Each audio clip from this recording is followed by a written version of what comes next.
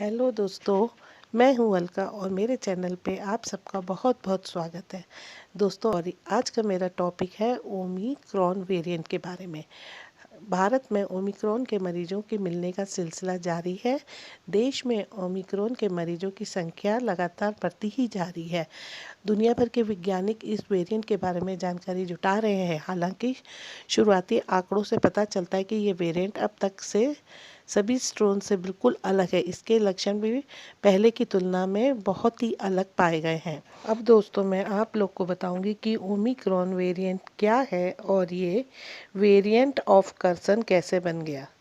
Omicron SARS CoV-2 कोविड-19 या corona virus का एक नया रूप वेरिएंट है। विश्व स्वास्थ्य संगठन WHO की अगर माने तो प्रथम बार जानकारी 24 नवंबर 2021 को दक्षिण अफ्रीका से ये प्राप्त हुई थी। 26 नवंबर 2021 को WHO ने इसे चिंता के रूप में बताया था और इसका नामकरण ग्रीक वर्णमाला के 15वें अक्षर ओमाइक्रॉन के नाम पर किया गया। वेरिएंट में बहुत ज़्यादा म्यूटेशन है, खासतौर से इसके वायरल स्पाइक प्रोटीन में 30 से अधिक म्यूटेशन पाए गए हैं। ये इम्यून रिस्पॉन्स को निशाना बनाते हैं। ओमिक्रॉन के म्यूटेंट्स की संख्या, इसके संक्रमण दर, इम्यून बच निकलने की क्षमता और दक्षिण अफ्रीका में कोरोना के मामले में तेज़ी से हुई वृद्धि को देखते हुए WHO ने इसे वेरिएंट ऑफ कर्सन की सूची में डाला है। दक्षिण अफ्रीका मेडिकल एसोसिएशन के अध्यक्ष डॉक्टर एंजेलिका कोएची के अनुसार इसके लक्षणों में ज़रूरत से ज़्यादा थकान, मांसपेशियों में हल्का दर्द, गले में खराश और सूखी खांसी शामिल है, जबकि कुछ मामलों में ही हल्का तेज बुखार दिखाई दे सकता है। उन्होंने खुलासा किया है कि मरीज अस्पताल में भर्ती होने की ज़रूरत के बिना पूरी तरह से ठीक होने में सक्षम है। दोस्तों, ओमिक्रॉन के जो भी पेशेंट मिले हैं, जनरली उनमें जो लक्षण हमको देखने को मिल रहा है वो है गले में खराश। ओमिक्रॉन पहले संक्रमित हो चुके लोगों को भी अपनी चपेट में ले रहा है। इसका ट्रांसमिशन रेट पिछले सभी वेरिएंटों से बहुत ज़्यादा है। हमें पता होना चाहिए कि जिन लोगों ने दो वैक्सीन करवा लिए वो भी इस नए वेरिएंट से नहीं बच पा रहे हैं। ओमिक्रॉन इन्फेक्शन के जो हालात पहले देखे गए हैं वो दुनिया भर में कई देशों में तेज़ी से बढ़ रहे हैं। एक्सपर्टों का कहना है कि ओमिक्रॉन इन्फेक्शन से होने वाली गंभीरता के बारे में अभी हम बहुत ज़्यादा नहीं जानते हैं, परंतु ये वेरिएंट अपने पहले संक्रमित हो चुके लोगों में इसके हल्के लक्षण देखे जा सकते हैं। खराब इम्यूनिटी वालों पर इसका असर पिछले वेरिएंट जैसा ही हो सकता है, इसलिए हमें बहुत ही अलर्ट रहना चाहिए। और इसमें जनरली जो लक्षण देखे गए हैं वो इस प्रकार है, जैसे कि आपके गले में खराश होगी, सिर दर्द होगा, आपको कमजोरी लगेगी और सर्दी जुकाम, गले में इन्फेक्शन, और ये सारी इसके लक्षण हैं। इसके साथ ही साथ ओमिक्रॉन सिम्टम्स में ये देखा गया है कि इसके आम लक्षणों में सर्दी, खांसी और बुखार है। ठंड में ज़्यादातर लोग इसकी चपेट में आ जाते हैं। वहीं अब कोरोना के नए वेरिएंट ओमिक्रॉन के मामले भी लगातार देश में बढ़ते जा रहे हैं, जैसे कि मैंने आपको पहले बताया है। और मेन जो इसका लक्षण है वो है सर्दी जुकाम। और इसके अलग से अगर हम लक्षणों का देखा जाए तो इसमें ये आ रहे हैं कि लोगों को गले में जलन सी हो रही है, सिर में भयंकर दर्द होता है, आँख और नाक से पानी निकलता है और बहुत कमजोरी लगती है और खांसी बहुत होती है और हमारी जो श्वास जो है वो लेने में दिक्कत होती है। तो अगर दोस्तों आपको ज़रा भी इस तरह की कोई भी प्रॉब्लम हो, तो छोटी से छोटी भी प्रॉब्लम हो, तो आप तुरंत ही डॉक्टर से संपर्क करें और इससे बिल्कुल नहीं डरें। ये जो है, हालांकि ये बहुत तेज़ी से फैलता है, लेकिन अगर हम सोशल डिस्टेंसिंग, मास्क वेयरिंग और भीड़ भाड़ वाली जगहों से दूर रहेंगे तो हम अपने आप को बचा सकते हैं और अपने परिवार को भी बचा सकते हैं। और साथ ही साथ हमें क्या करना है कि सोशल डिस्टेंसिंग का बहुत ही ध्यान रखना है और जहाँ तक ज़रूरी ना हो बाहर ना निकलें। इस वेरिएंट में जो 60 इयर्स से अबव लोग हैं उनको तो बहुत ही प्रिकॉशन लेने हैं। उन्हें सुबह शाम बिल्कुल बाहर नहीं निकलना है। दोपहर को अगर धूप हो तभी वो बाहर जाएं और अच्छी सी धूप लें, हल्की सी एक्सरसाइज करें और फिर अपने घर में आ जाएं। ज़रा भी आपको कुछ भी प्रॉब्लम हो तो तुरंत डॉक्टर से संपर्क करें। जिन लोगों में ओमिक्रॉन के लक्षण दिख रहे हैं उनमें से लगभग आधे रोगियों का टीकाकरण नहीं हुआ है और क्वेंसी कहती हैं कि सबसे ज़्यादा लोग 1 से 2 दिन तक थकान की शिकायत कर रहे हैं और साथ ही साथ लोगों को सिर दर्द और शरीर में दर्द भी महसूस हो रहा है। दोस्तों, हमें नए स्ट्रोक से बचने के लिए सावधानी की बहुत ज़रूरत है। सामाजिक दूरी बनाए रखें, भीड़ वाली जगहों पर मास्क पहने रहें, भीड़ भाड़ वाली सामूहिक जगहों पर अच्छा वेंटिलेशन हो इसका ध्यान रखें। इसके अलावा नियमित रूप से हाथ और सतहों को धोने की बहुत ज़रूरत है। ओमिक्रॉन वेरिएंट का डर दुनिया भर में फैल गया है। विशेषज्ञ जो है वो टीकाकरण होने के बाद भी इनके लक्षणों को पहचानने और सावधानी बरतने की सलाह दे रहे हैं। वैक्सीन की 2 डोज न लेने वालों से दूर रहें। दोस्तों, अब इम्यूनिटी बढ़ाने के लिए लोग बाग बहुत सी इम्यूनिटी बूस्टर्स के चीज़ें खरीद रहे हैं, लेकिन यहाँ पे मैं कुछ ऐसी चीज़ें आपको बताऊंगी जिन्हें खाने से न केवल आपकी इम्यूनिटी बढ़ेगी बल्कि कोरोना संक्रमण से भी बचाव होगा। ये सारी चीज़ें आपके किचन में ही मौजूद हैं। तो सबसे पहले हमारे किचन में आती है दालचीनी। दालचीनी को भी औषधि गुणों वाला माना जाता है। अक्सर इसे लोग खाने में, चाय में या मिठाई वगैरह में मिलाकर इस्तेमाल करते हैं और ये खाने में हमारी इम्यूनिटी बढ़ाती है। कोरोना जैसा संक्रमित बीमारी से बचाने के लिए ये एक कारगर साबित होती है। दूसरी चीज़ है आंवला। आंवला में चूँकि विटामिन ज़्यादा होता है, विटामिन सी के अलावा इसमें टैटिन भी होता है जिससे प्रतिरोधक क्षमता बढ़ती है।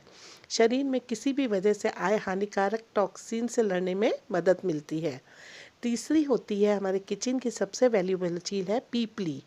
पीपली को औषधि के रूप में देखा जाता है। इसे शहद के साथ खाने से हम खा सकते हैं। इसके अलावा हम सेंधा नमक के साथ भी इसे खा सकते हैं। इससे हमारी पाचन शक्ति में सुधार होता है और इम्यूनिटी बढ़ती है। चौथी चीज़ है हल्दी। हल्दी एक एंटीबायोटिक औषधि है ही कहेंगे हल्दी को, और अगर आप रोज़ाना इसका इस्तेमाल करते हैं तो ये न केवल आपकी इम्यूनिटी बढ़ाती बल्कि खतरनाक रोगों से बचाने में भी आपकी मददगार होती है। ये चाहे कैंसर जैसी बीमारी हो, ट्यूमर हो, डायबिटीज़ के रोगियों के लिए भी बहुत ही हेल्दी होती है। हल्दी हमारे शरीर को संक्रमित बीमारियों से भी बचाने की ताकत रखती है। इसके बाद पांचवी चीज़ है अदरक। सामान से सामान खांसी में भी ये हमारी दादी और नानी के नुस्खों में अदरक, गुड़, अजवाइन और घी वाली चटनी बनाते देखा होगा। इससे कुछ दिनों के अंदर सर्दी और खांसी जड़ से खत्म हो जाती है। दरअसल क्या होता है, अदरक में इम्यूनिटी बूस्टर प्रॉपर्टीज़ होती हैं।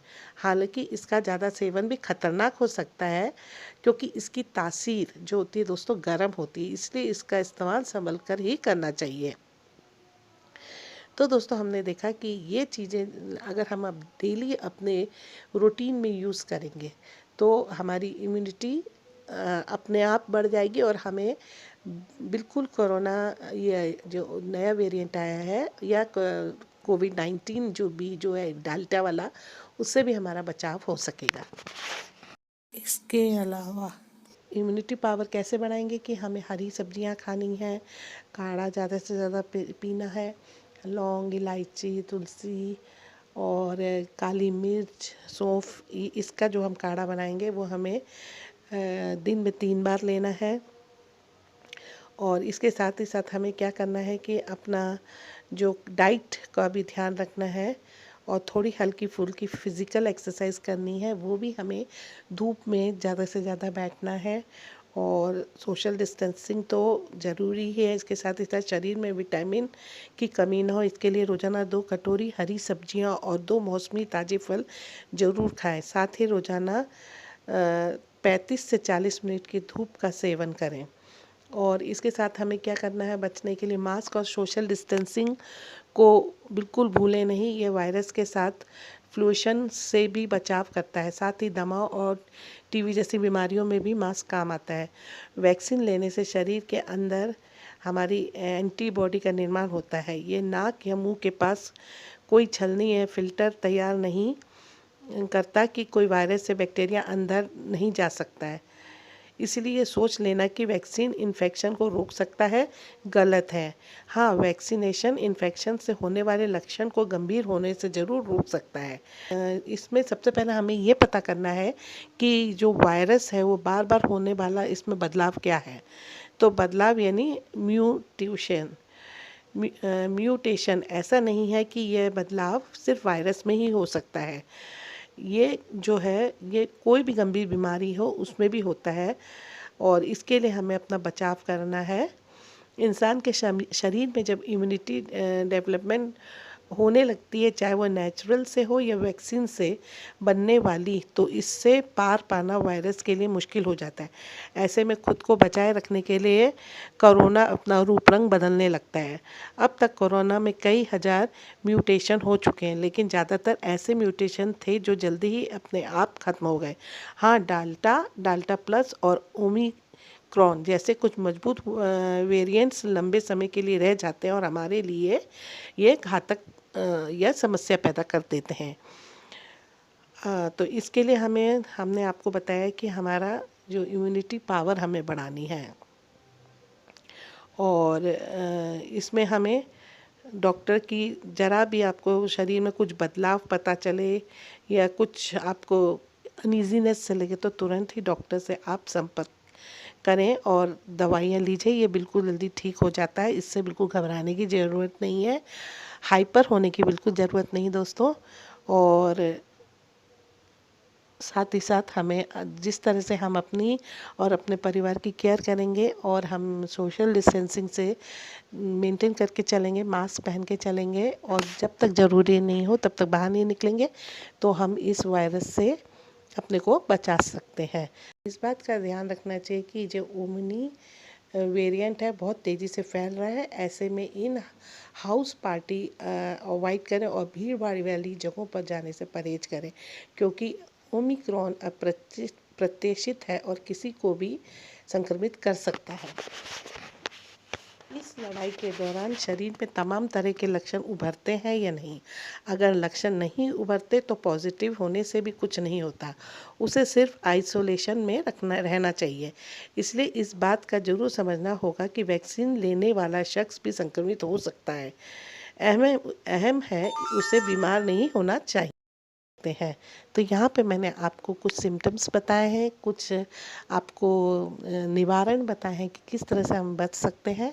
आशा करती हूँ कि आज की वीडियो मेरी आपको पसंद आई होगी और अगर आपको आए तो प्लीज़ इसे वीडियो को अपने पास ही मत रखिएगा, ज़्यादा से ज़्यादा और दोस्तों में शेयर कीजिएगा ताकि वो भी और अपने परिवार की इस बीमारी से रक्षा कर सकें। मास्क पहनना, हैंड सैनिटाइजिंग, सोशल डिस्टेंसिंग और घर में रहना, जब तक ज़रूरी ना हो बाहर नहीं निकलिएगा और अपनी और अपनी फैमिली का ध्यान रखिएगा।